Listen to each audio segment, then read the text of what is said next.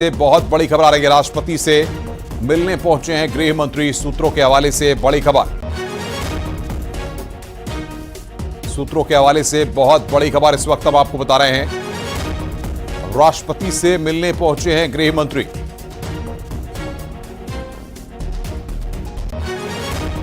अमित शाह राष्ट्रपति से मिलने पहुंचे हैं, इस वक्त की बड़ी खबर। और बातचीत करने के लिए हमारे साथ अनूप गुप्ता हमारे साथ जुड़ रहे हैं। अनूप जी, क्या जानकारी आपको मिल पा रही है? देखिए, आपको बता दूं कि सूत्रों के मुताबिक जानकारी मिली है कि गृह मंत्री अमित शाह राष्ट्रपति से मिलने पहुंचे हैं और अपने आप में बड़ी खबर कह सकते हैं, क्योंकि जिस तरह से पहलगाम में आतंकवादी घटना घटी है और उसके बाद लगातार जिस तरीके से गृह मंत्री अमित शाह एक्शन में है। पहले प्रधानमंत्री नरेंद्र मोदी के निर्देश पे वो पहलगाम का दौरा उन्होंने किया, श्रीनगर पहुंचे, वहां पर समीक्षा बैठक की।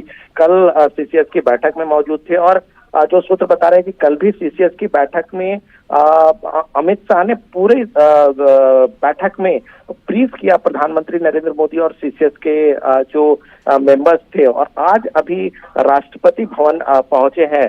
और आपको ये भी बता दूं कि उनके साथ विदेश मंत्री एस जयशंकर भी हैं। यानी कुल मिलाकर के जो सारी चीजें हुई है उसको कहीं ना कहीं राष्ट्रपति को भी ब्रीफ करना है, क्योंकि भारत सरकार ने बड़ा फैसला, एक करारा जवाब पाकिस्तान को दिया है, करारा जवाब दिया है, बड़ा फैसला सरकार ने लिया है। ऐसे में चूंकि राष्ट्रपति सुप्रीम पावर है, उनको इसकी जानकारी दी जा रही है। और इसके अलावा आपको बता दूं कि शाम 6 बजे आज सर्वदलीय बैठक भी है। तो तमाम चीजें सरकार हर स्तर पर ट्रांसपेरेंसी रखना चाहती है, हर इंस्टीट्यूशन को ऑन बोर्ड रखना चाहती है। यही वजह है कि कल सीसीएस की बैठक हुई। उसके अलावा आज सर्वदलीय बैठक में सभी राजनीतिक पार्टियों को बताया जाएगा। और उससे पहले अभी अमित शाह राष्ट्रपति भवन पहुंचे, राष्ट्रपति से मुलाकात करने एस जयशंकर पहुंचे और वहां पर भी पूरी जो ब्रीफिंग है वो इनके तरफ से की जाएगी पहलगाम के मसले पर। जी, क्या माना जाए कितनी देर ये मुलाकात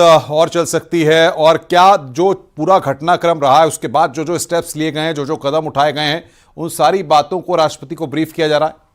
बिल्कुल, देखिए ये सारी बातें, क्योंकि देखिए ये बहुत राष्ट्रीय सुरक्षा से जुड़ा हुआ मसला था। ये इतनी बड़ी आतंकवादी घटना और इस पूरे मसले पर चूंकि अब सारी जानकारी गृह मंत्री अमित शाह ने जुटाई है।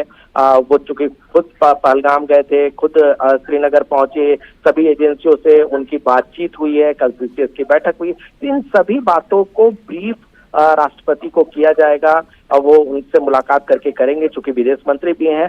तो ऐसे में ये भी बताया जाएगा राष्ट्रपति को कि अभी इस पूरे बदले हुए परिस्थिति में पाकिस्तान के साथ जो रिश्ते हैं, पाकिस्तान के साथ जो कड़ा रुख अख्तियार भारत सरकार ने किया है, वो किन किन चीजों को लेकर किया है। क्योंकि देखिए बहुत बड़ा फैसला है। इंडस वाटर ट्रीटी को रोक देना अपने आप में एक बड़ा है, क्योंकि अभी तक हमने देखा कि बहुत सारी परिस्थितियां ऐसी आई, वॉर आया, कई बार आतंकवादी हमले हुए जब भारत सरकार ने तल्ख रवैया अपनाया, लेकिन उसके बावजूद भी इंडस वाटर ट्रीटी को कभी भी रोका नहीं गया था।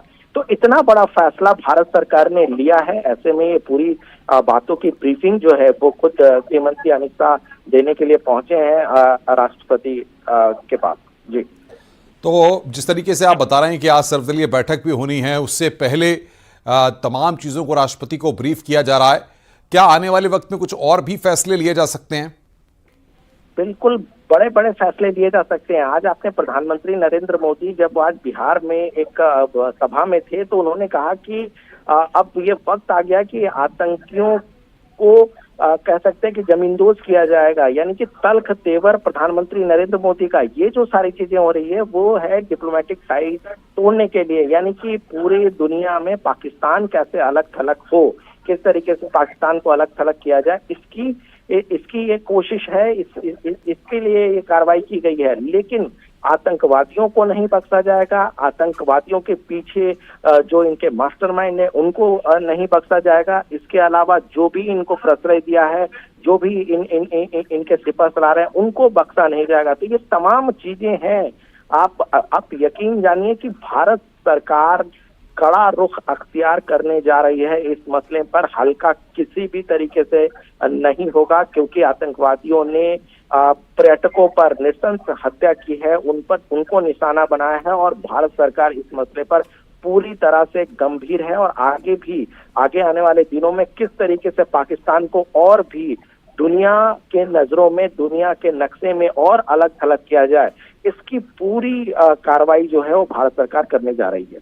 जी, तो क्या माना जाए अंतर्राष्ट्रीय स्तर पर भी जिस तरीके से तमाम रिएक्शन सामने आए हैं, उसके बाद पाकिस्तान अब अपने आप ही घिरता चला जा रहा है? बिल्कुल, देखिए पाकिस्तान पहले से ही एक्सपोज रहा है। भारत इस बात को बताने में पूरी तरह से कामयाब रहा है।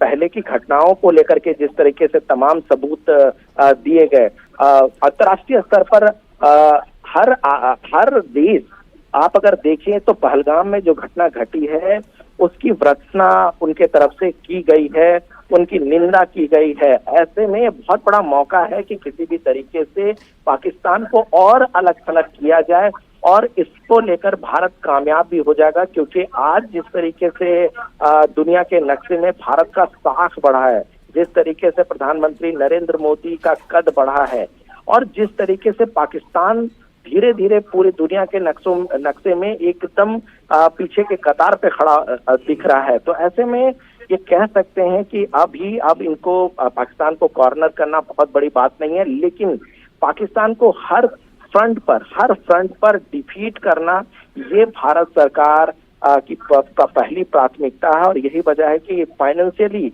आर्थिक रूप से कितना उनको नुकसान पहुंचाया जा सके, इसकी कोशिश अभी की जा रही है। आगे आने वाले वक्त में आप देखना कि जो हमारी उनके साथ जो टाई है वो भी धीरे धीरे खत्म किया जाएगा, चाहे वो फाइनेंशियली तरीके से हो और उनको तोड़ने की कोशिश की जाएगी। दूसरी तरफ अभी आपने देखा है कि इंडस वाटर ट्रीटी एक बहुत बड़ी चीज है। देखिए, कहते हैं कि खून और पानी एक साथ नहीं हो सकता, आप खून बहाएंगे हम पानी देंगे, ऐसी पॉसिबिलिटी तो कतई नहीं हो सकती है। तो यही वजह है कि जो ट्रीटी को हम 1960 के बाद कभी भी होल्ड पर हमने नहीं डाला था, उस ट्रीटी को भी अगर हमने होल्ड पर डाला है तो इसका अर्थ आप समझ सकते हैं कि कितना गंभीर है कि हम उस पर भी हम अलग थलग कर रहे हैं। हम उनको एक कह सकते हैं कितना बड़ा चोट दे रहे हैं जिसकी उन्होंने सपने में भी सोचा नहीं होगा कि भारत सरकार इस तरह का फैसला ले सकती है। और कल जब सीसीएस की बैठक हुई थी और सीसीएस की बैठक के बाद तमाम फैसले एक के बाद एक फैसला, चाहे वो पाकिस्तानी नागरिकों के वीजा खत्म करने का मामला हो या अटारी बॉर्डर को क्लोज करने का मामला हो या अपने उच्चायुक्त को सीधे बंद करने और उसके मैन पावर को कम करने का, मतलब ये सारे ऐसे हैं। बिल्कुल अनुज जी, बहुत बहुत शुक्रिया आपका हमारे साथ जुड़ने के लिए और बातचीत करने के लिए।